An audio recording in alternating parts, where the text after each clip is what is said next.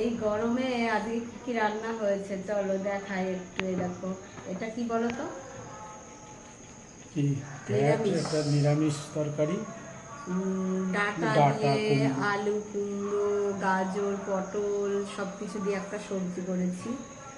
এটা দারুণ খেতে, খুবই টেস্টি।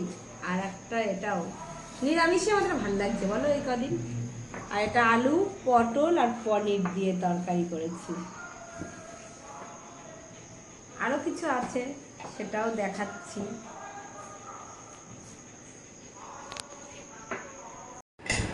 আর আছে গরম গরম ভাত আছে, স্যালাড, এটা হচ্ছে গন্ধরাজ লেবু, কাঁচা লঙ্কা, আর এটা